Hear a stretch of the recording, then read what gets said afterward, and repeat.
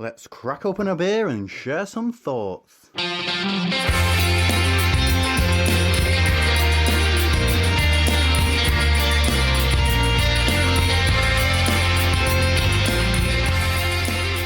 Welcome to Opinions, and we're back in your ears once again. The beer is in the glass and we are ready to go, aren't we, mate? We are, and we're doing it's a bit of an Adnams theme tonight. I don't know if anyone listening has ever heard me mention Adnams at all. What a shame! What an absolute shame! And we both have some Ghost Ship in the glass, but that's only there as a control sample because we're going to go through the Adnams 10th anniversary collaborations they've done. And the first one is the one they did with Beavertown, Strange Seas, a 3.5% pale ale. But Steve and I aren't alone, are we, Steve? No, we're not. We are joined by a guest drinker, former number one fan, and the official statistician of the show, Sean O'Reilly. Sean, how are you doing, mate?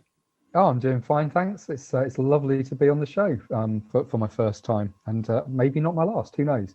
But yeah, great to be with you, lads. Well, it's lovely to have you along.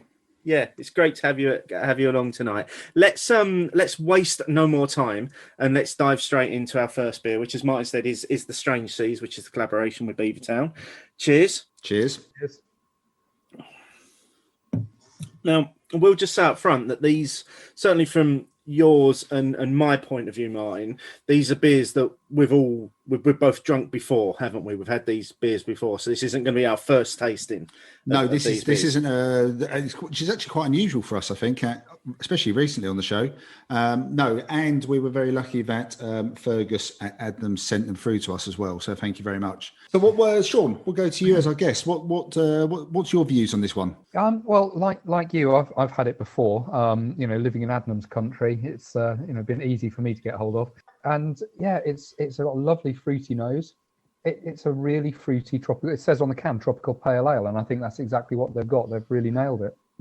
Yeah, it's really light as well, isn't it? Because it comes in at 3.5%, so it is a very much a session pale ale, session tropical pale ale. But I agree. I mean, on the nose you get loads of like tropical fruits.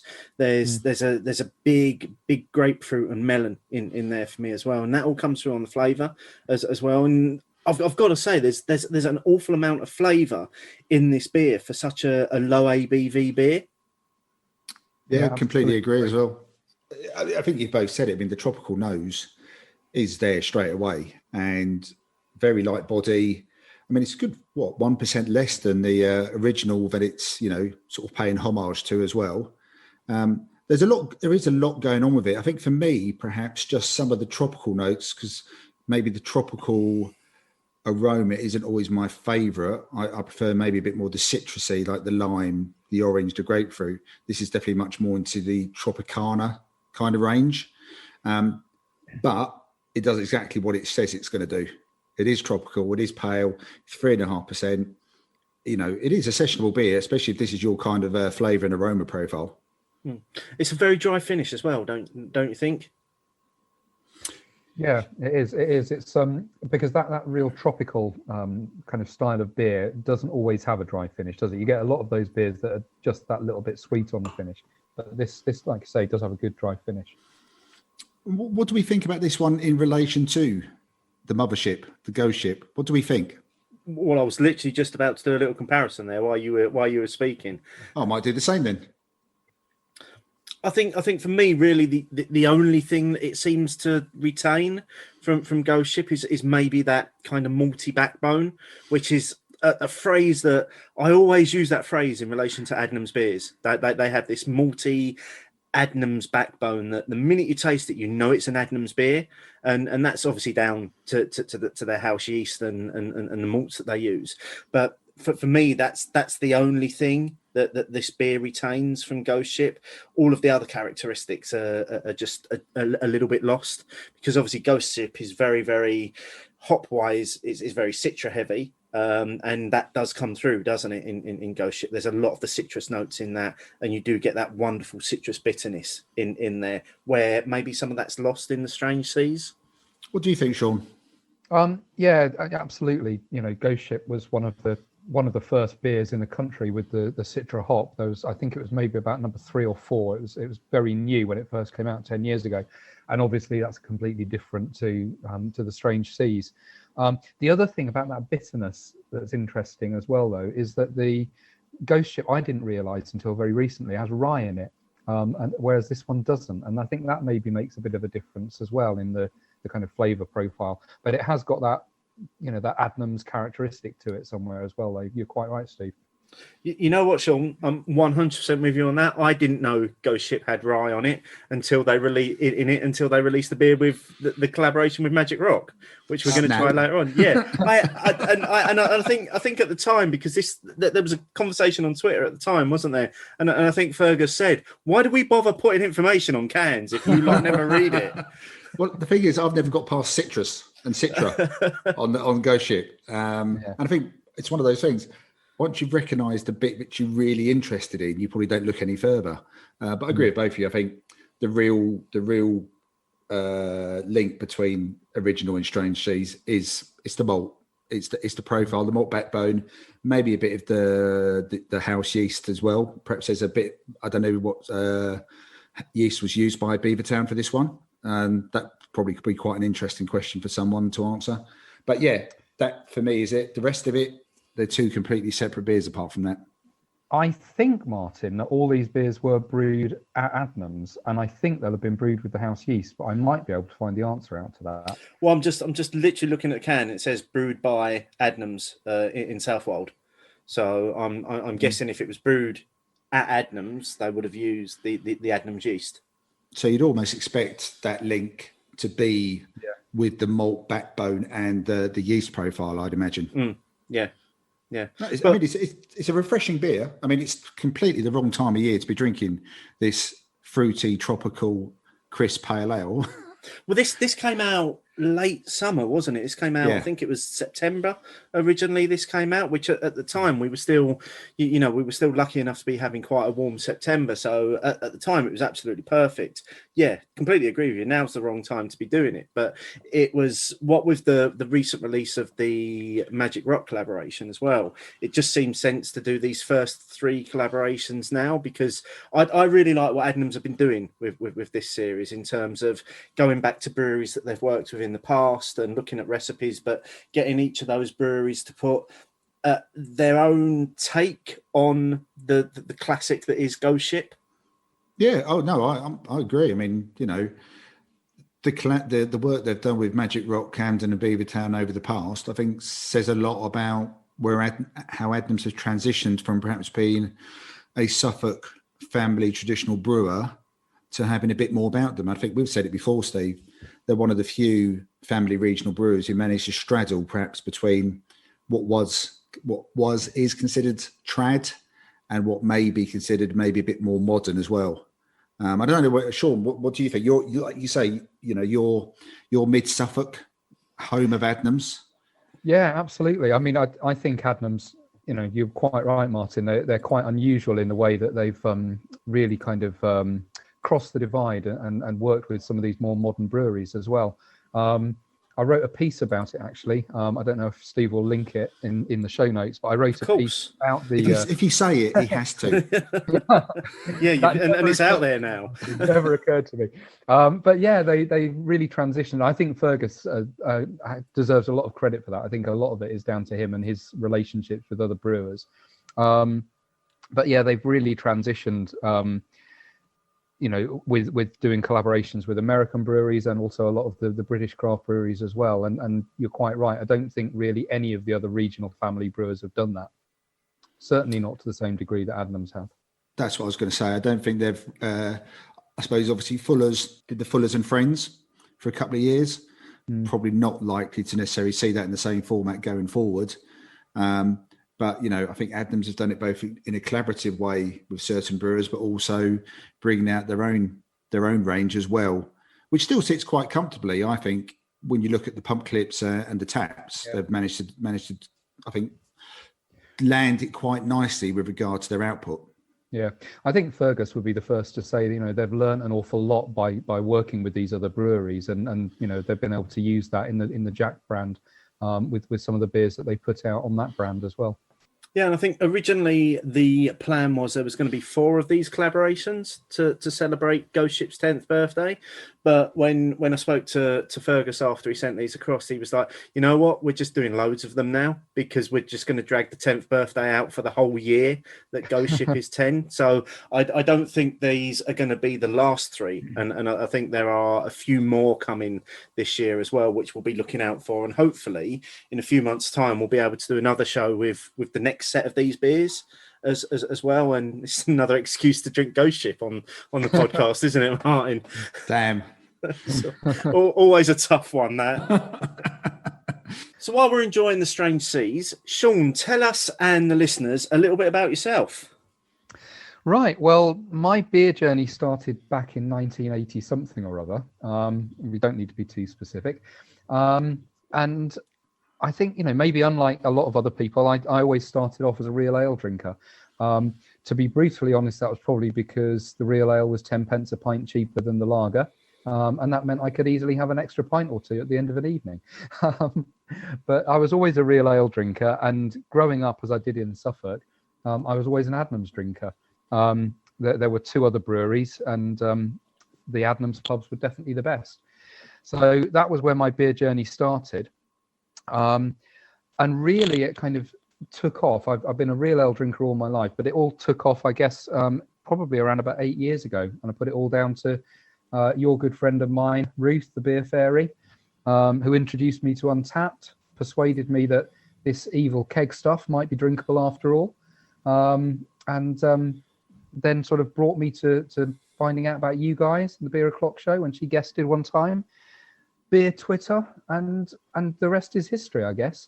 But it's been, an exciting journey, discovering beer much more widely than the traditional cask beer that I drunk for most of my life. Based where you are, Sean, do you get maybe a bit frustrated sometimes that you can't get hold of it or easily get hold of some of the beers you may be interested in, but you may see on beer Twitter, for example? Yeah, that can be a frustration. I'm nearly an hour from Ipswich and just over an hour from Norwich. So getting to a bottle shop is not a regular occurrence. So it does depend on deliveries. I suppose over the last year or so, I've been getting a lot more beer in for various reasons. So it's been quite good over the last year. It's been one of the silver linings for me, being able to order a bit more beer online. But it can be frustrating. On the other hand, there's a few, there's a lot of good breweries in Suffolk that people haven't necessarily heard of. And so I appreciate being able to get hold of those in local pubs. Grain is a good example, one that I know that both of you guys are quite keen on. Yeah. Which doesn't have the profile that perhaps it deserves. And I appreciate, having access to beers that don't maybe get raved about, but are really good. Do you think the issue with Grain is that they've just not got the capacity to have the reach that maybe they'd like? Because they are a brewery that we've spoken about frequently in the past on the show, and they are a brewery that if I ever see their pump clip on when I walk into a pub, I'll instantly go towards it because they do very good beers. But you just don't see them outside of Suffolk and maybe a little bit of North Essex. I mean, I'm quite lucky to have seen them in the Vic quite a few times in Colchester, but I'm not sure they get much further down. I think we've seen them in the Ale House in Chelmsford. I was going to say that the Ale House is about as further south as I've seen it come. Yeah. I think Grain, and there's a number of other breweries that are not that different as well. They very much focus on their local cask market. They don't do an awful lot of keg. They don't do, they haven't traditionally done much at all small pack, although they're doing a bit more, obviously quite a lot more this year. But there's a number of local breweries that really just focus on their local cask market, and haven't really particularly been interested in pushing themselves further afield. On the other hand, there are breweries that very much focus on getting out nationwide. And I'm trying to remember now. I think it was Burnt Mill, which is quite local to me. The first time I ever saw a Burnt Mill beer in the wild on draft was in Preston. So, not exactly down the road. no, absolutely not. But they're a brewery that are all over the country, and their whole the business model is about nationwide distribution. And because they've got that nationwide distribution, because they're in the major cities and what have you, people know about them. Whereas the likes of Grain and a few other breweries, that's not the market they're looking to serve, and so therefore they're not known nationally. I think one brewery that maybe kind of bridges that a little bit is Ampersand, because I think they are a little bit more well known, and they're they maybe get about the country a little bit more, but again still serve the local cask market quite a lot as well. I think it's their bottles of big stouts and stuff. Their dark beers have probably got their name out there as much as anything else. To be honest, I don't really think I've seen much of their tap output. It's generally been bottles for me. I think they've recently gone to canning as well. I saw. Yeah, they can. Yeah, I think they've got their own canning line, but they're definitely putting a lot of cans out now. Yeah, and they look really smart as well, actually. Yeah, well, I think they've always had quite distinctive branding with the Ampersand, with the dark beers, especially. The Experiments and Evil is quite a distinctive look to it, hasn't it? Absolutely. Yeah. I've got a couple of their big beers that didn't get drunk at Christmas. I'm looking for a good opportunity to crack open. I'm sure that'll come along. But it's not just about buying beer for you, is it, Sean? So when you're not buying it, consuming it from the pub, you also brew it yourself. Yeah, I've been known to brew a little bit of beer, which you guys have very kindly featured and said some very nice things about. Yeah, and actually Adnams have got a part in that story as well. So it was around about 4 years ago. My son took me on a brewery tour. Finn, who you've both met, took me on a brewery tour at Adnams, and it was munching on on malted grains at Adnams and sniffing hop pellets and things that kind of reignited an enthusiasm, because I used to brew some absolutely awful liquid extract kit beer back in the day. But actually sort of seeing the raw ingredients kind of enthused me, and I thought, oh yeah, I'd really like to do that. But I was a bit put off by, expensive equipment and the thought of having, 40 odd pints of bad beer. But coincidentally, that same Christmas, a mate of mine got a book about 1 gallon brewing, which was something that I'd never heard of. So I brew on a ludicrous scale. I actually brew 7 litres now. But it's totally time inefficient. It takes me as long to brew, a dozen pints of beer as it would take somebody else to brew 40, or very nearly as long. But it does mean I get to brew more often, and I brew lots of different beers, really enjoy it, really enjoy the process, really enjoy playing around with the recipes. And it means I've always got something different in the house. I think that's really good that Adnams inspired you. I mean, the whole idea about Adnams is for you to buy their beers, Sean. So I think you may have missed the point of the brewery tour there. But I think it's quite good that they've inspired you to sort of go along and do your own stuff. Have you played about with trying to do any of the Adnams recipes? Have you done a bit of broadside or anything like that?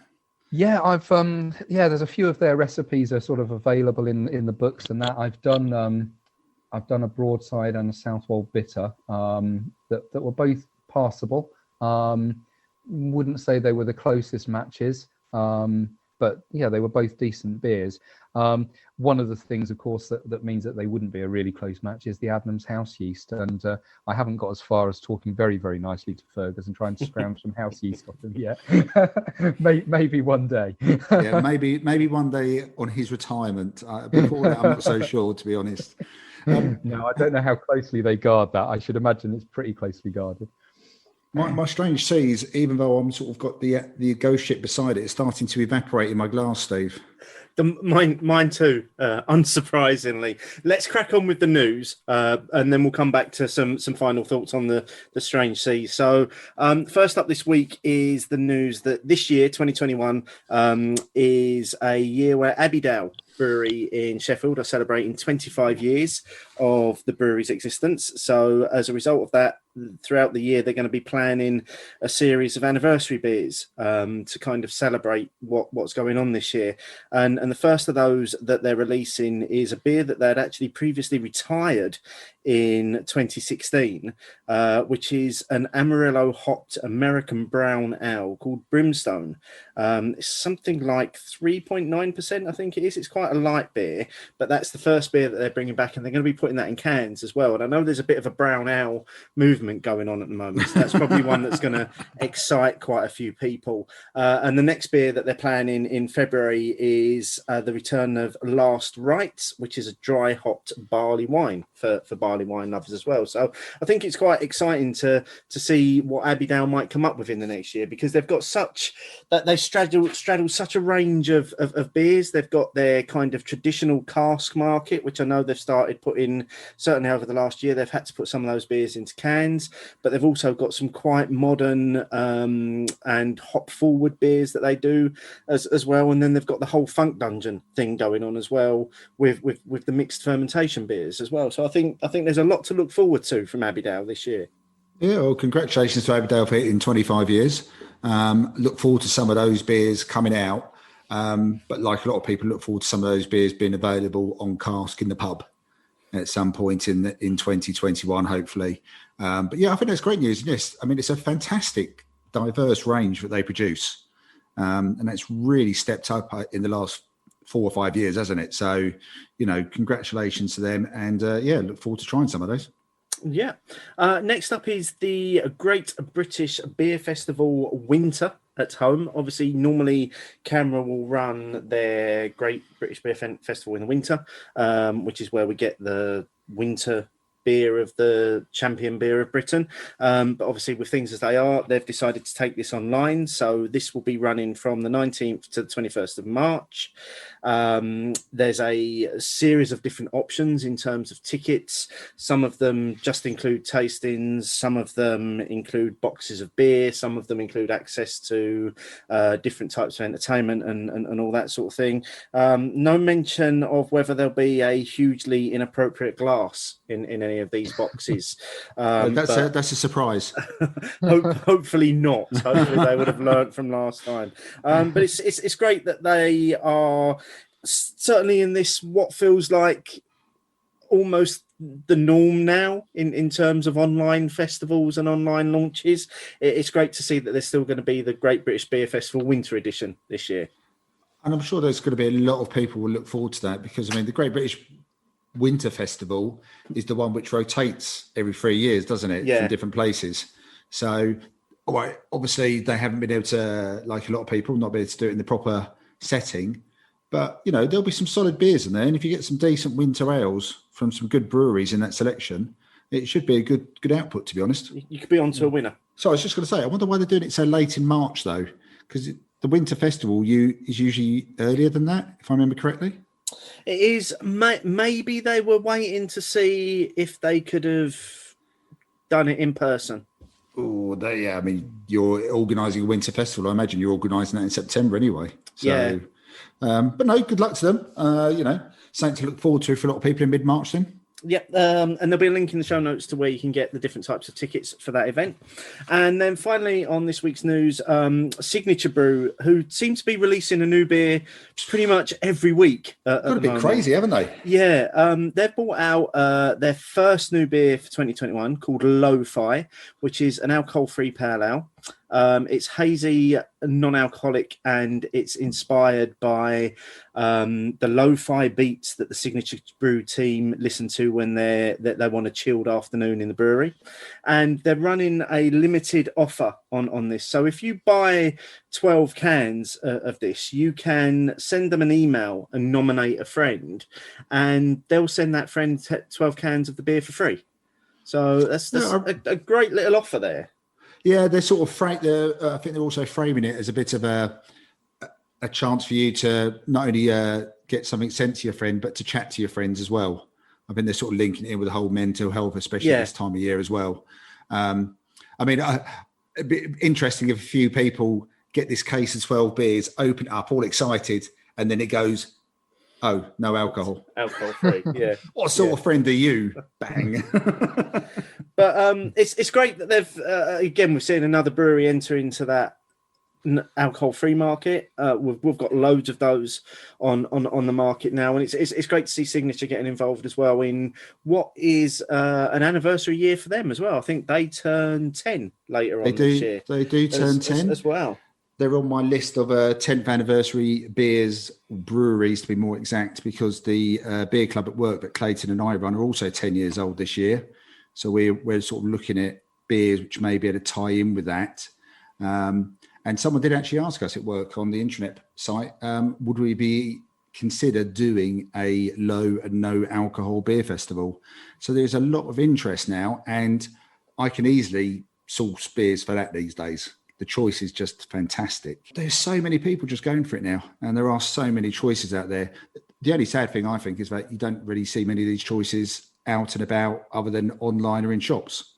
Yeah, unfortunately, in places where most people will get their beer in the supermarkets, there's still not a great range of alcohol-free beer. I think you're seeing the odd punk alcohol-free is kind of beginning to seep in to some supermarket offerings, but generally it tends to still be the likes of Erdinger, Beck's Blue, the Bud Zero.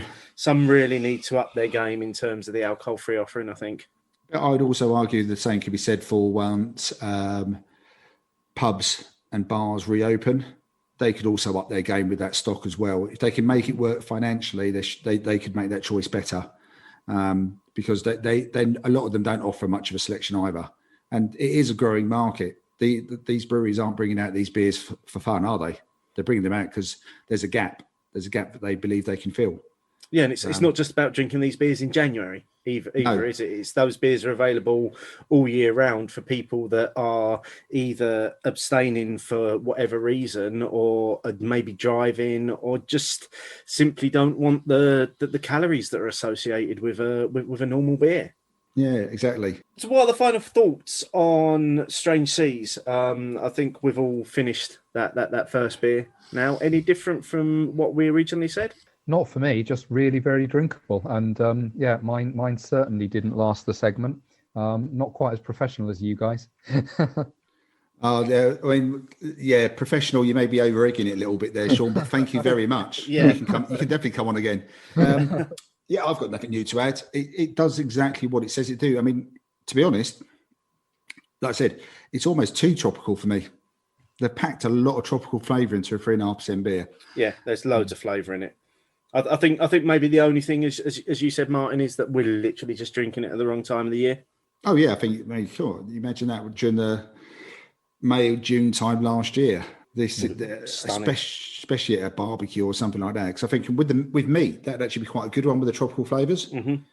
Cutting through some of that greasy meat. Yeah. I think it'd be excellent. Well, let's move on to the second beer that we're going to feature this week.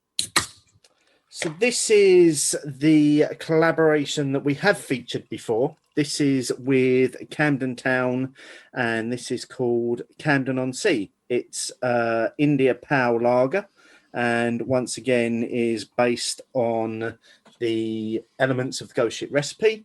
But as you would expect from working with Camden, obviously it's a lager because that's what they do. That's what they excel at. I mean, it pours beautifully in the glass, doesn't it? I enjoyed this one before. I've got no reason to doubt I'm going to enjoy it in about 5 seconds' time. Okay, well, let's waste no more time. Cheers. No, I love that one. I have to admit, I do like this one. I do, but I think it's different from what it was before. It's got a slightly danker, more herbal nose to it. Has this been rebrewed recently? Yeah, this one was because it was originally brewed back in April last year, I think, because it was the first collaboration that they launched for the Ghost Ship birthday. But then they rebrewed it again for the Christmas period so that they could release a special pack of the 3 birthday beers with some cans of Ghost Ship as well. So yeah, it has been rebrewed. I do think it's slightly different. You might be right. I mean, like I said, I really enjoyed this from the first time I tried it anyway. I do think it's got, for me, it was like, it came together so well. The lager skills of Camden with the, the ghost ship skills from Adnams sort of do. I think they meet so well in this beer. And yes, you may well be right about a slight tweaking or refinement on the recipe, but this one is just beer. It's just got a lovely beery nose to it. It's nice and clean. I think it's incredibly easy to drink. Comes in at 4.6%. Ticks the boxes for me. What say you, Sean? Yeah, I think it's a great beer. I don't remember it. I've had it before, but I don't remember it well enough to say how different it is, as Steve is suggesting. The thing that I think is really noticeable about this compared to the Strange Seas is its closeness to Ghost Ship. This is a lager version of Ghost Ship. And the other two beers were brewed with the Adnams house yeast, but this was brewed with a lager yeast. So it's really is it's a lager version of Ghost Ship. It's got the Citra hop in it that you get in Ghost Ship, and it's just got that really clean lager profile. Ticks a lot of boxes for me, then. Yeah, yeah, I can't disagree with that. As I say, apart from it feeling slightly different flavour wise to me, there's nothing wrong with it. It's still a completely refreshing beer, and yeah, I think we mentioned the last time we featured this, Martin, how reminiscent that the flavours were to Ghost Ship. Yeah, I think actually Sean's probably put it more eloquently than we did. It is the lager version, isn't it? Yeah, absolutely, and obviously we've still got the Ghost Ship control sample on the go as well. So we'll be comparing and contrasting as we go through. But let's dive into this week's questions. Opinions, opinions, opinions, opinions. So first up, the question that we asked most recently was there's been a lot of talk around traditional styles being big in 2021, but which do you think will be the biggest? Now, we had 608 votes for this. There were 4 options: bitter, brown ale, ESB or mild. Bitter coming out on top at 33.4%, closely followed by ESB at 27.1%, and then brown ale and mild both on 19.7%, which was quite a surprise, really, because I thought with the I think I mentioned it earlier, with the love and the current movement for brown ales, I thought that would have been a much higher percentage. But what do we think about this one? What are our views on this one? So, Martin, I'm going to come to you first on this one before we bring our guest in.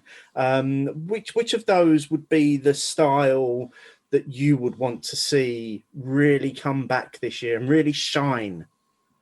Obviously, I answered it as what I think will be the one. That'd be bitter. I just think there's I think people are literally missing cask bitter. And I think that's part of the reason why bitter won, perhaps. But if I was going for the one that I really want, and I'm not going to go down the American brown ale, it's mild, because I think it is a bit of a maligned style, and a good or great mild, I think, is a thing of beauty. And I would love to see a bit more of that.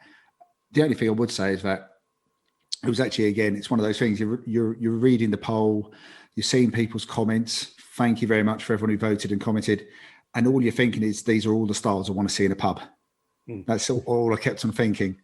As much as people are doing some cracking work in small batch, just those 4 alone, if you had one great example of each one of those and you were in the right pub, you wouldn't have any need to go anywhere else. Yeah, well, give it to me on cask. Yeah, straight into my veins. What about yourself, Sean? Well, like you, I'd be delighted to see all 4 of those on cask in a good pub. I love a pint of bitter. I can't see it making a big resurgence. There's so many breweries that have dropped the word bitter from their style descriptions, so I'm not sure about that. I can see it being ESB, because I'm sure I've seen a few ESBs around. I commented on the poll, and I have to say I did really enjoy the Utopian and Yeasty Boys collaboration that I had just today. But I think there's a few other examples of ESB, so I can see that one possibly being one that might make a resurgence. Yeah, I think for me, I always just think ESB, because I think I always go straight to Fuller's ESB as my default, and I'm thinking that's probably just the stronger end of those kind of traditional beers sometimes. But yeah, I'm sure you can do a decent ESB in the 4.5% range. Yeah, no, I think so. But I think that people seem to be put off by the word bitter for some reason. And I don't know why, but ESB, maybe it's because it's 3 letters. Maybe it's going to be IPA. There'll be West Coast ESPs and New England ESPs and hazy. Don't hazy ESB. Moving on swiftly from that kind of talk. What was your view, Steve? Well, obviously, I don't get to vote in these polls, but were I able to vote, I probably would have been in that camp that would have gone for ESB, because I do love, as you say, the aforementioned Fuller's being I suppose the benchmark of the style, but we did see towards the end of last year, Sean's already mentioned Utopia and the Yeasty Boys obviously brought out the ESB. There was the Signature and Darkness ESB that came out as well, and I think that seems to be a beer that I hate using the term craft, but it seems to be what the craft movement has focused on as being the style that they want to focus on. I do think there's going to be a strong push from the brown ales this year, and particularly the American brown style of brown ale as well. You know, kind of that more hoppy brown ale. But I do think, personally, ESB. But I think, as you both said, I think generally what people are going to crave for and what we're going to see a lot of is bitter, and that's just cask bitter when the pubs reopen, available. Drinking by the pint load, 3.7, 3.8%. I think we're probably going to see quite a lot of that come through. Yeah. But interesting to pick up on the point that Sean made there, and Martin, I know this is it's a topic that you've been chomping at the bit to talk about on the podcast, and that's that, because I think Roger Protz wrote a piece maybe about 18 months ago now, where he maybe suggested exactly what Sean said, is that the word bitter seems to be being dropped in favour of amber. Or just dropped entirely. I think some ones have started replacing it with the word bitter, and I think some have just dropped it entirely from their branding and from their pump clips for whatever reason. As Sean said, in people's minds, there's some connotation about the word bitter, which presumably marketers and the money men and the salespeople have said, yeah, you can't call it bitter. Stop calling it bitter. You just can't do that. Drop the word bitter, replace it, or just don't use it. So, because correct me if I'm wrong, Sean, but Southwold didn't used to have the word bitter on it, did it? It was just Southwold. Well, Southwold was just Adnams bitter back in my day. And it was Southwold bitter. Probably not until the mid 90s. It was when they started calling it Southwold bitter, because Adnams really pushed Southwold as the brand, I guess. But I do think it always had Southwold bitter. But in a pub, people will talk about having a pint of Southwold. Nowadays, I think they don't talk about it as being bitter particularly. Yeah, but I think you're right. It'd be quite interesting to see how that goes. But it was quite a scathing piece by Roger Protz, if I remember correctly. I don't necessarily disagree, because amber doesn't tell you anything. Yeah, no. Yeah, we'll put a link to that in the show notes, and it'll be interesting to hear listeners' views on that if you have a read through and let us know what you think on that one. Moving on to this week's main poll, and the one that we're going to discuss and get into, and that was the question: should local CAMRA branches focus their support on getting pubs back up and running by holding smaller festivals in pubs this year? So we only had 285 votes on this one. A whopping 83.2% of people said yes, 16.8% of people said no. Some of the comments this week. First up from Ian Hay at II Hay. Yes, this is a fabulous idea. Local festival showcasing beers from the local breweries. SE London CAMRA at SE London CAMRA. It's something we've talked about a lot. Agree pubs could probably benefit from our support this year. However, it's too early to be able to make any decisions. Andrew Taylor, Andy 1129298. My local branch, Barnsley CAMRA, will hold a walking festival around the time the beer festival should have been. We are going to go to different areas over the weekend and go into all the pubs to support the industry. There's a brave man. All the pubs. Brilliant. Love that. All the pubs in Barnsley. Yeah. From Richard Taylor at Rich Taylor 6008. I voted yes, but I don't think that will ever happen as CAMRA make money from festivals. They also need to drop the current voucher scheme, which doesn't benefit pubs and really drive support for proper pubs. Brewery support is also needed. From James Moosh, CAMRA should always focus on supporting independent pubs and breweries by scrapping the vouchers and discounts, not promoting Wetherspoons or big brewers, and not moaning about the price of good beer. But yeah, helping pubs run small festivals sounds good too. And then from John Moore at the Beer Idiot, I like the idea in theory, but the cynic in me can't get past CAMRA's apparent love for Wetherspoons, and we definitely don't want people being encouraged to go in there. From Paul at UNRCD, absolutely they should. Pub festivals can work really well.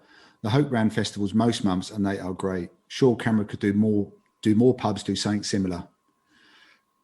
From Wim Fandangle at Wim Fandangle, CAMRA should purely promote local pubs and local drinking in 2021. No festivals at all. The last thing we need when hospitality opens is for people to be given an excuse to travel outside of their local areas just to crowd into the few venues that could actually host these. David Martin at RDG Martin was always keen on this as a concept when we were involved in MK CAMRA's beer festival. Always felt that CAMRA were more interested in raising money though, and public weren't very engaging. Might be different now though. Then from the Owl Lady at the Owl Lady, that's a brilliant idea. As long as they can just provide support and allow the venues to have a majority say in what beer is to be sold and the overall vibe. Let's face it, if every pub had the usual feel of a CAMRA festival, it may well put many punters off. Owl Lady gives with one hand and takes away with the other. From Matt Chinnery at Half Pint Gent. Very interesting question. I'm going to lean to no because guessing CAMRA also will need funds for the business to continue. But I think there could be a lot that they could do to help. Cancel discounts with an announcement, arrange official pub crawls, encouraging as many people to join as possible. Assist and help with pubs who don't usually run beer festivals. Maybe even using volunteers to help run them and encourage local pubs who don't usually stock varied or local beer to do so. And finally, as is almost the tradition now, the final comment, Mark Johnson.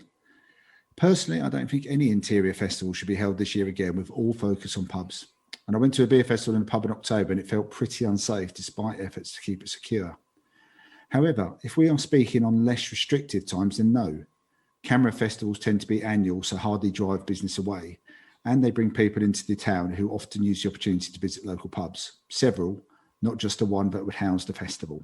Loads of great comments there, as always, from everyone. And the questions in the show notes, you can click through on that and you can have a look through at all the different answers that people have given. As always, we've only been able to showcase just a handful of those. What are our thoughts on this one, though? And Sean, we're going to come to you first as our guest.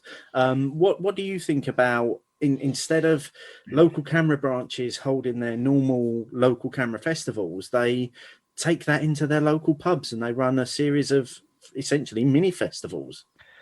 I think it sounds like an excellent idea. I think, one of the things that, about CAMRA is about saving real ale, and the only place that real ale is going to live is in pubs.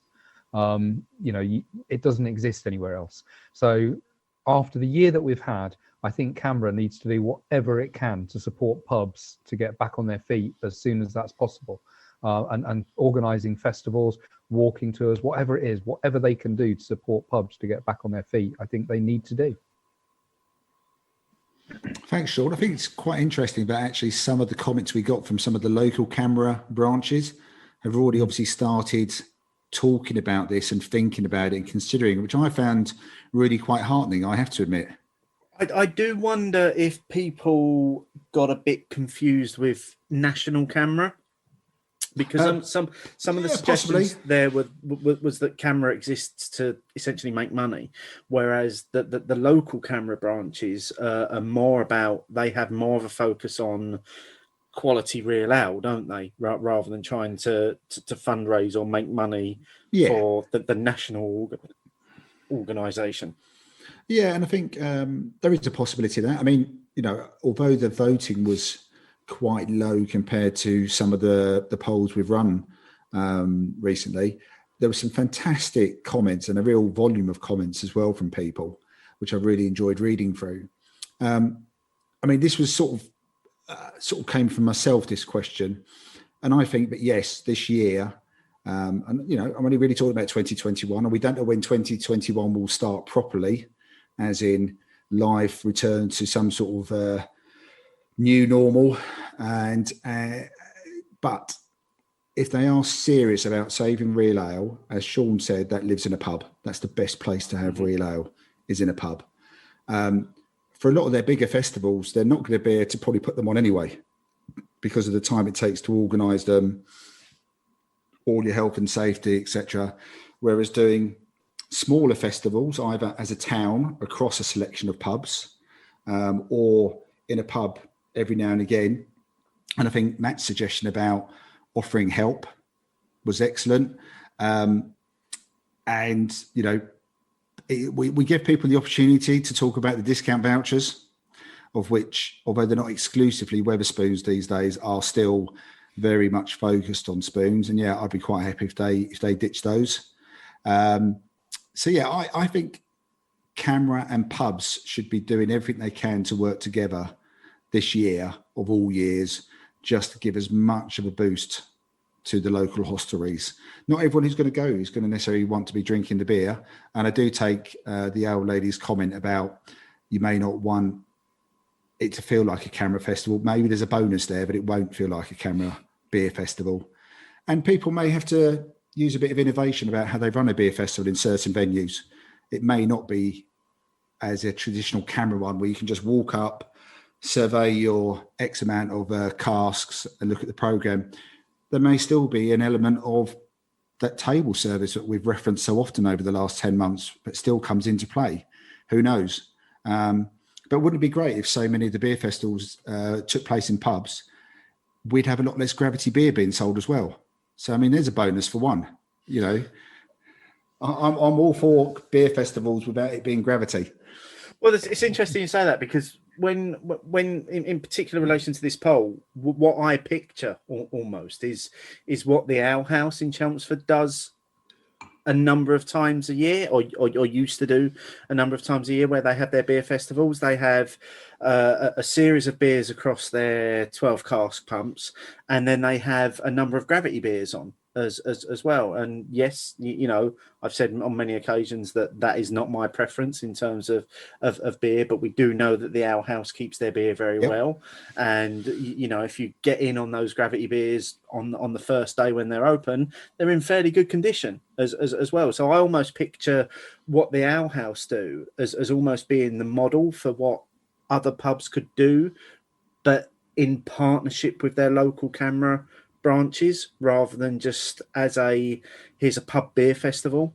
It would be great to see CAMRA supporting those and saying, actually, if you look at, again, Chelmsford CAMRA, actually, we're not going to run the big beer festival in the park this year. What we're going to do is we're going to support what's going on in the Ale House, and actually we're going to support 3 or 4 other venues in the town as well that are also going to run beer festivals on those same weekends. Maybe there's some sort of card scheme where you go around and you get cards stamped for every place you visited, and you get like a free pint at the end of it or something like that. It's what you say about that innovation. It's about how venues can innovate to get back on their feet and get people back in, but get people feeling confident that it's okay to go out drinking again and to be with people.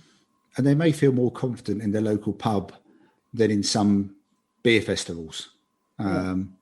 Especially, we're very reliant in the spring and summer and autumn here of a beer festival being held, some of the bigger regional ones, but there being nice weather, in which case then you can probably tick a lot of boxes.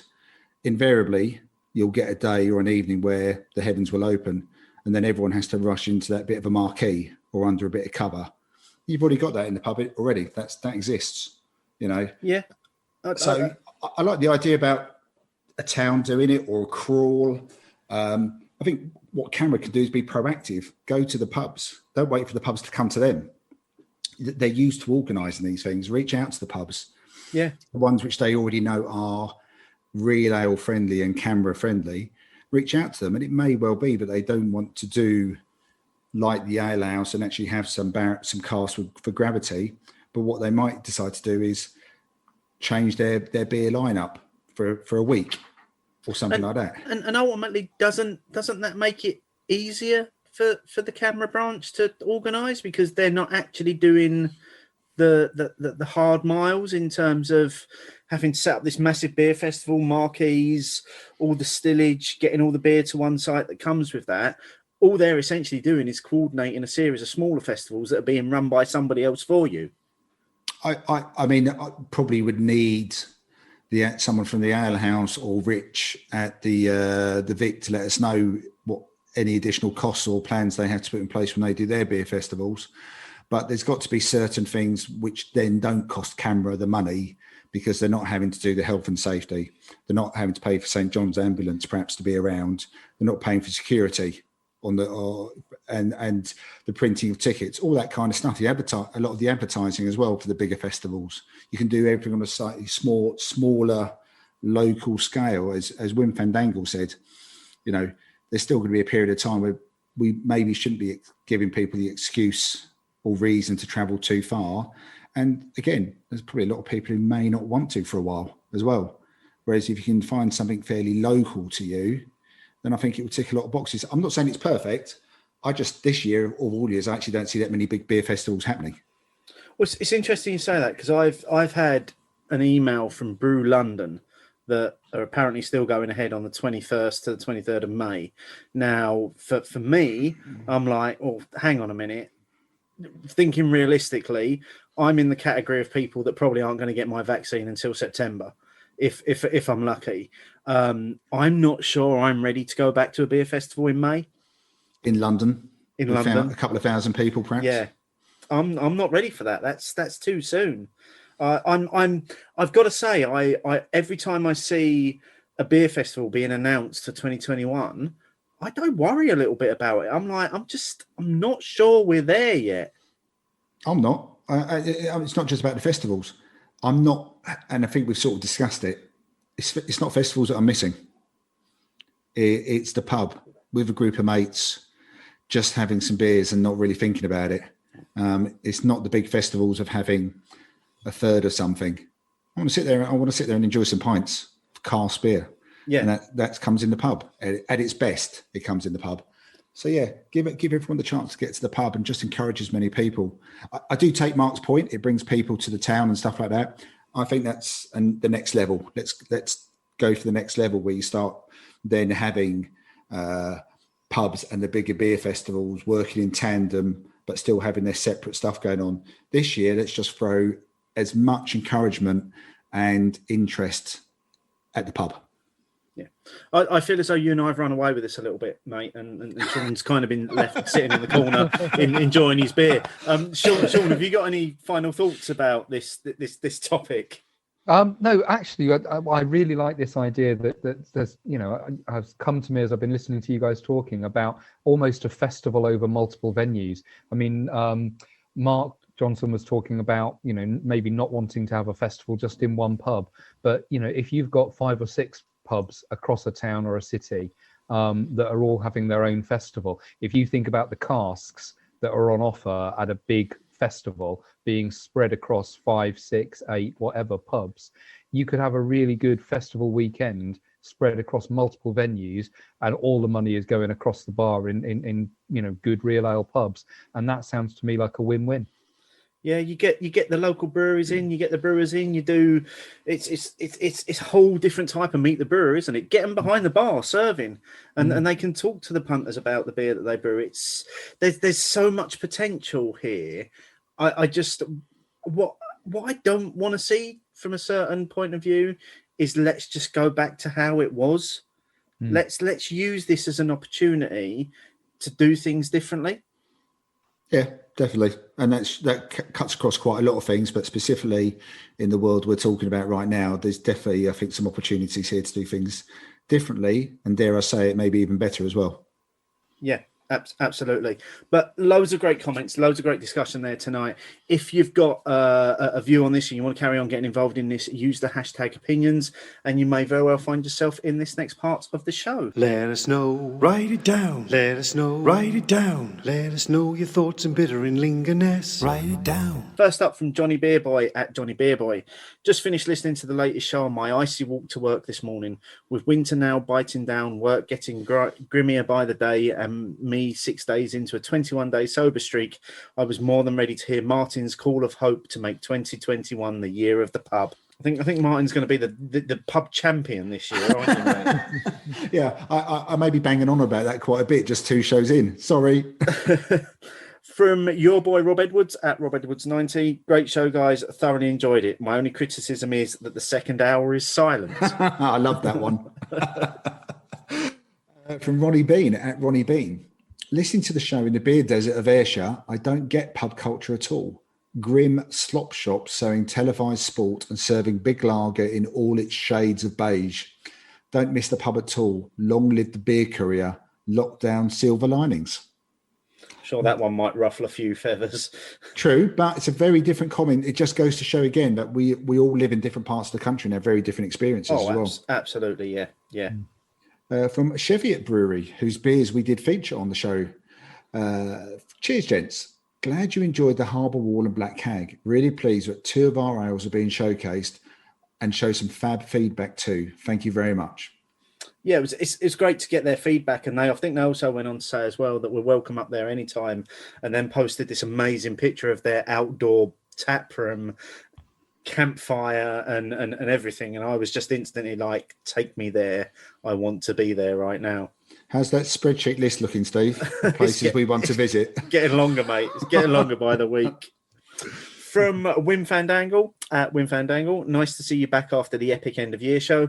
I pretty much agree with Martin, and Big Eagle was the West Coast beer of 2020 as well. Those big amber malts rounding it off nicely. Honourable mention to Duration, who also released a few belters. And then from Richard Taylor at Rich Taylor 1608, welcome back. Looking forward to hearing Sean on the next show. I hope he has plenty of stats for our listening pleasure. I'm glad most people picked pub in the poll. This is what we need to hear. Also, I completely agree about CAMRA festivals being cancelled to help pubs.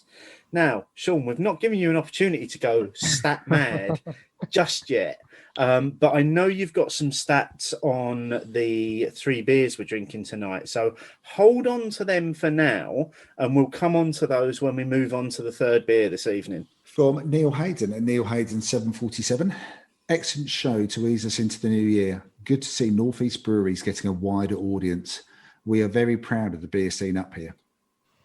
And from David at DW Markham. Lovely start to the year, chaps. We'll keep an eye out for the Cheviot stuff. From Paul at UNRCD, great podcast, gents, and thanks to Martin for filling in the reasons why Oregon Trail didn't tick all of the boxes. We got there eventually, didn't we? Yeah, it's a continuing theme. Yeah. And then finally, a big thank you to Mark Johnson, who included us in his sort of golden pints that he wrote when he spoke about a few people doing some fabulous online events last year. He did mention us for the few things that we did, the few events that we did over the summer. So thanks for that, Mark. We do really thank you very much. it. And we'll include a link in the show notes to Mark's blog in case you haven't read that yet. I've finished my Camden on Sea in India Pale Lager. I've also nearly finished my comparison beer as well, so that might need a little top up as well.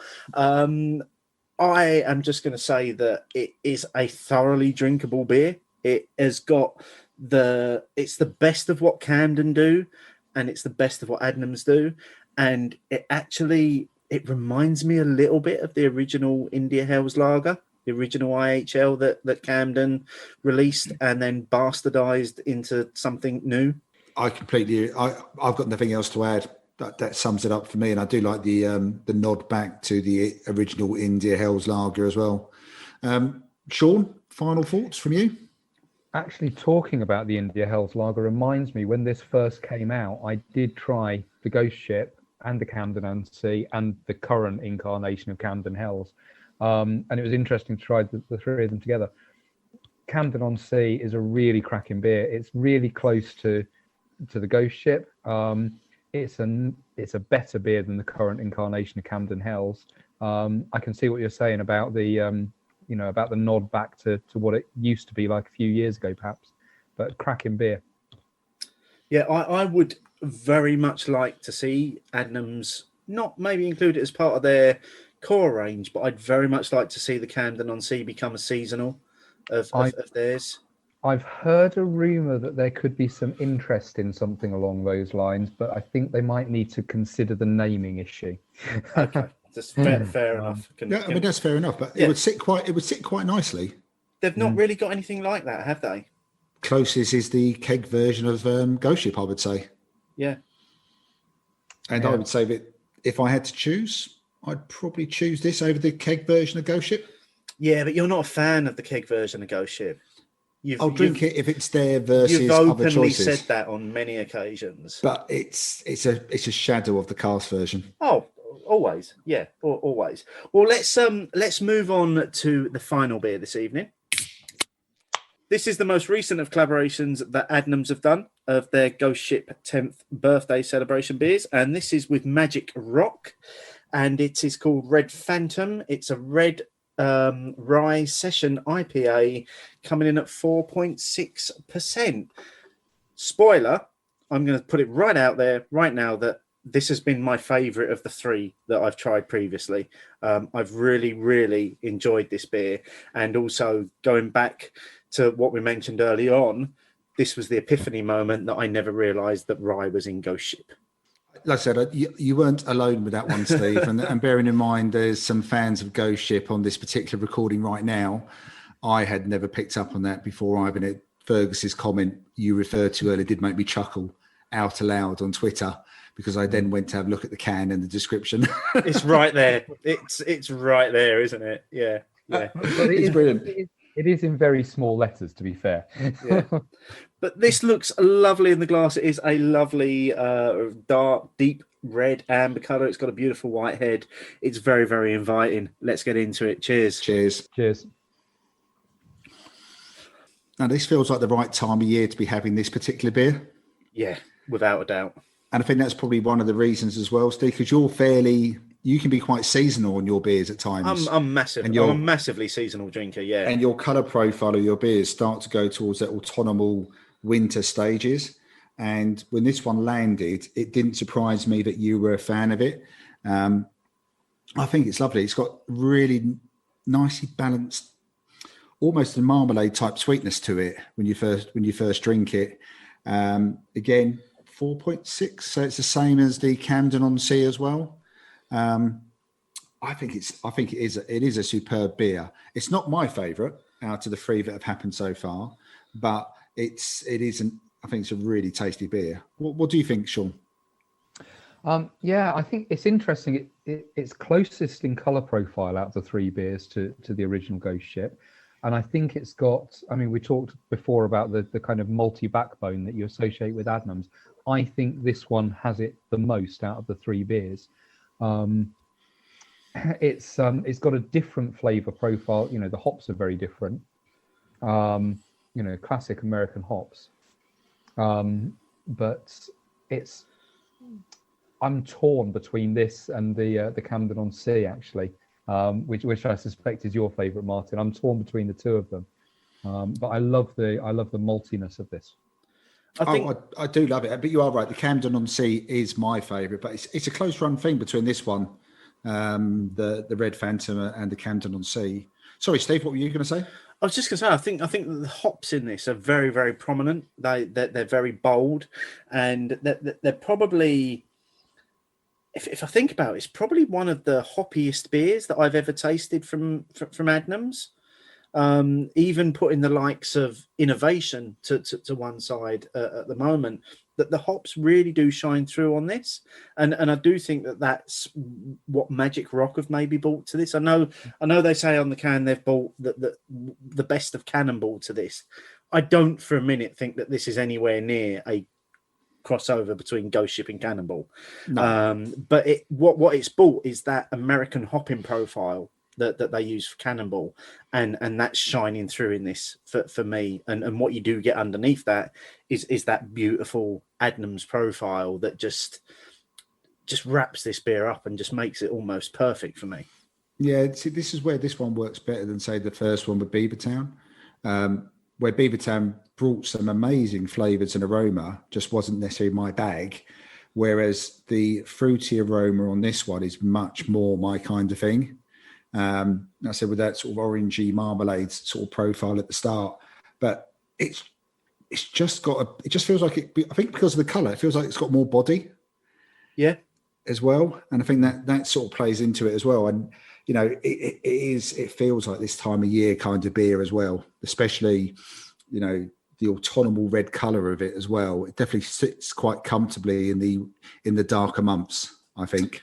It does. It really reminds me of, and I know why they didn't put it on the can, because it's that they've retired it, but it really reminds me of Magic Rock's Rapture, which was their red ale their hoppy red ale that they used to do, and I think it's more that than it is Cannonball. And God, I miss that beer now I've mentioned it. Maybe I need to start a Bring Back Rapture campaign, because I seem to have finally got there with Magic 8 Ball, so maybe Rapture's the next one. How long did Magic 8 Ball take? About 3 years. Okay, start the campaign for 2024 now. Hashtag Bring Back Rapture. But we did promise the listeners some stats from our statistician. And the statistician, Uncrudia, if you're not familiar with his Twitter handle, is going to, I think, respond directly to Rich Taylor with his stats. Statistic, yep. Statistic, yep. Statistic, yep. Statistic, yep. Well, I had to bring some stats to the party. You know, I could have brought loads and loads, but then it would have just been the Uncrudia stats show, and that wasn't what anyone was listening in for. But what I can tell you is that across these 3 beers that we've sampled tonight, Adnams and their partners brewed 700 brewery barrels of these 3 beers. And about half of that was the Camden on Sea beer, because obviously that was brewed before we got into the first lockdown. So, you know, there were great dreams of that being available in cask and keg all over the country, I should imagine, which obviously didn't come to pass. So the 350 barrels of Camden on Sea, Martin, you'll be pleased to know that's 100,000 pints, give or take, and about 50,000 pints each of the other 2. So, you know, to put it into, you know, a unit of measurement that makes a bit more sense. So I hope Rich is happy with those little statistical facts for you. Well, I am, even if Rich isn't. I always like the transfer between brewery barrels, litres into pints as well. We do still use, just for the benefit of the listeners, we do always have show notes. And at the top of the show notes, Steve and I have incorporated some conversions that were very kindly provided to us by Sean a couple of years ago. And they still provide they are very useful, especially when we get brewers on who seem to determined to talk in measurements I don't understand. Yeah, it's always there for us, isn't it? To just give us a gentle reminders. Thanks for that, Sean. Just in terms of these 3 beers, the other thing that I do want to say is that I absolutely love the branding on these, because what it's taken is it's taken an element of the brewery that Adnams have collabed with, and they've used their branding on it, and that's particularly prominent on both the Beavertown and on the Magic Rock one, but it's also distinctively Adnams. And the other thing that I've just noticed, which has sent my nerdy spider sense tingling, is that every can has exactly the same image of the ghost ship on it, that you get on the normal ghost ship branding, and that, I think that little nod, that little touch is just brilliant. I mean, what I'll do is I'll take a picture of that and I'll post it on Twitter after the show recording this evening, and then I'll link it through in the show notes so people can see that if they're into that sort of thing. But I love that. I love that little attention to detail. It's a good shout out about the branding, actually, because I've been impressed with it as well. And I think you're right to shout out the Beavertown and the Magic Rock collaborations are very, very prominent, but still firmly sitting a Beavertown range or a Magic Rock range as comfortably. And equally, the Camden on Sea, they've done it in a slightly more muted fashion, but then the Camden on Sea branding is more muted than both Magic Rock and Beavertown. And yeah, the little bit about the ship, I love that as well. 330 milliliter cans, it just ticks so many boxes. The only thing that's missing when you're trying to do a picture with these beers is that the Ghost Ship is a 440 can. Yeah. Or you go for a Ghost Ship bottle, which doesn't work in the picture at all. No. And you can't put the bottle in the middle because there's only 3 cans. Yeah, but there are more coming, and we're excited that there are more collaborations coming this year. And as we said earlier on, hopefully we'll be able to do another show a little bit later on in the year with the other collabs that Adnams have got planned. I don't know at this stage who they're planning to collab with. I know originally who the 4th brewery was supposed to be, but I'm not sure it's public knowledge, so I'm not going to share that right now. But I know that Fergus has said they're definitely going to do more than 4 collaborations now, because obviously things have changed, and they've just got the ability to do that. Yeah, the plan would have been, as Sean referenced, would have been not just for the Camden on Sea one, but for the other beers to end up on tap in places as well, wouldn't it? So yeah, it's a shame that we haven't had that opportunity. Maybe it will happen. Maybe there's a collaboration beer festival that they could put on in Southall that we could end up at one day, and you could have these all on tap at the same time. It's a lovely idea. But yeah, that was obviously the original intention. So yeah, things have changed. Drag out your 10th anniversary if you can. Yeah, look very much looking forward to that. We've got one question this week that we need to answer. Questions fill my head. And that's from Ronnie Bean at Ronnie Bean, who said, my podcast provider auto-played on into the Beer Nation podcast. Would you turn your hobby into a living and become pro beer podcasters if you had the opportunity? Now, I'm assuming that question is more for me and you, Martin, than it is for Sean. So we'll take that one. Martin, what's your thoughts on that one? Firstly, I apologise to Ron for having about 4 to 5 hours of you and me popping up in his ear rolls for a period of time with the autoplay function. But the simple answer would be no. I mean, don't get me wrong. When ZX Ventures rock up and offer Stephen an inordinate amount of money to take us professional and then replace us, that's a different matter. But let's assume that doesn't happen. I'm not sure I would want to. I like the hobby aspect of it. I like the fact we can pretty much say what we want, frame it as we want, be as honest as we are with what we do, even with the gifted beers that we get through. I think there'd be a lot more pressure on us to not be perhaps who we are, and maybe the enjoyment of it. I look forward to our recordings. I look forward to when we get the chance to actually meet people and meet brewers, and none of it feels like a business whatsoever. And yes, you guys may have seen us say that we're working sometimes in inverted commas. I'd hate to lose the inverted commas. I'm not going to add anything to that. What you've said there sums up how I feel as well. It's a hobby that I enjoy at the moment. I think that it's a question I've been asked a number of times, particularly in terms of, why don't you try and monetize the podcast? And I'm like, well, because it's a hobby and it's something that I enjoy doing. And I've always said from day one that I've got the ability to walk away from it whenever I want, whenever I stop enjoying it. And that's still the same. Right now, I'm having a lot of fun doing this. I don't want to walk away, but equally, I don't want it to become my job, because I don't think that would be fun. No, I like it because it's a complete change to my job. It's so vastly different to my job is one of the reasons why I really like it. Good question, though, and I have been asked it before, especially about the monetizing, adverts and the such like. And again, I've listened to enough podcasts over the years with adverts, and it doesn't really work for me. You lose the flow. Great question. I don't know whether Ron had a bit in a second part to that, going, please say you're never going to go professional. That maybe that's in brackets, but he didn't fit onto Twitter. But no, thanks for the question as ever. We're always happy to answer questions, so please keep them coming in. Yeah, keep using that hashtag opinions and we'll find them. Final thoughts on, I know it feels like we've only just opened it, but I've drunk it quite quickly. Final thoughts on the Red Phantom Rye Session IPA?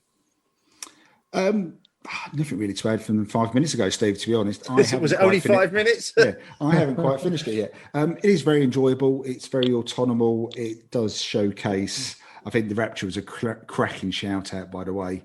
The skills that Magic Rock have for making Rapture definitely come through in this beer. I think Sean was also right about the malt profile and the colour. It just sits a little bit down for me on the India Pale Lager. It has just been my number one collab that Adnams did so far. But, will they hold on to that status if there's more coming out? You know what? I've just had a moment, as you were saying that, where I've just realised, fuck Rapture. I want Big Top back, which is their Imperial Red IPA. So hashtag bring back Big Top. That's the next one. Oh dear. Anyway, Sean, anything else you want to add to the Red Phantom while Steve dreams of Big Top? I think it hasn't got the same profile, the same flavour profile as Ghost Ship in the way that the Camden on Sea has. But the Camden on Sea, I think, is definitely a summer beer. I think this is a rest of the year beer, and it is a really lovely. It's malty. It's got that marmalade-y fruitiness. It hasn't got the citra of Ghost Ship, but it's a really, in a different way, it's really close to Ghost Ship in the maltiness of it, and sort of it's a really, despite the rye, and despite the American hops, it's quite a traditional English style bitter, I think, in many ways, and I'm really enjoying it. Yes, I'm enjoying my English style amber. It's it's very nice. Actually, I think it's a good point. Actually, even with maybe the more modern interpretation, have sort of landed on a very traditional output in the end. Yeah, it's kind of a fusion of New World American hops and the best of a good traditional English bitter, I think. I think all in all, so far, the 3 collaborations have all been good so far. Yeah, I've been happy with all of them, and I've enjoyed all of them as well, thoroughly. So look forward to see what's coming next then. Yeah, so massive thank you to Fergus at Adnams for sending those to us to try. We are very appreciative of those, and we do look forward to what's coming next. Talking of what's coming next, Martin, what are we drinking on the next show? I know this one, Steve. I've done my research. In fact, I did the research at the weekend. We'll be featuring a range of beers from beer manufacturer Engel, that has been kindly sent to us by the Sausage Man, who are exclusively selling these beers in the UK.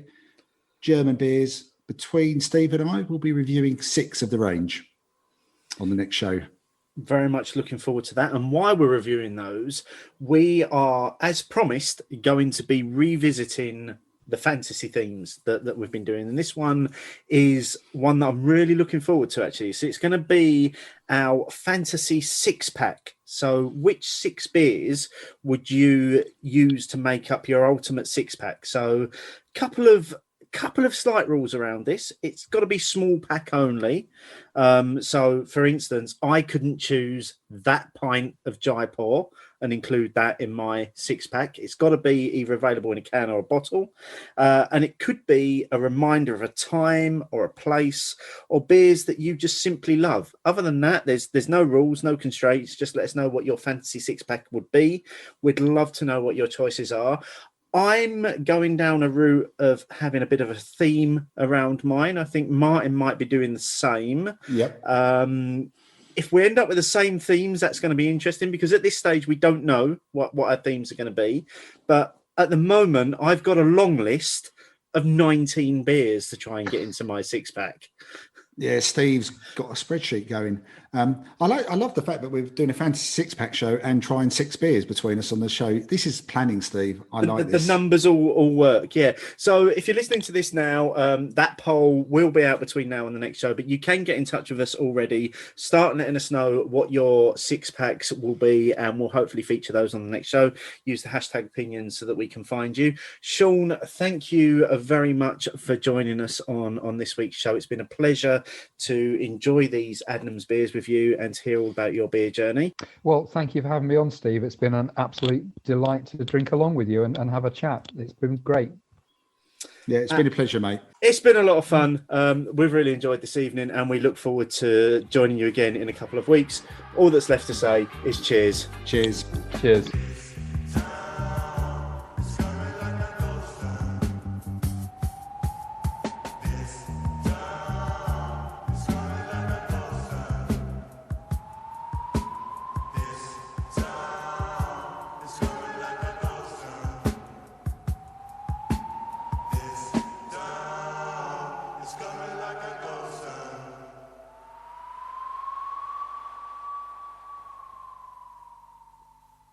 It's been a lot of fun tonight, and we look forward to joining you again in a couple of years. Couple of years.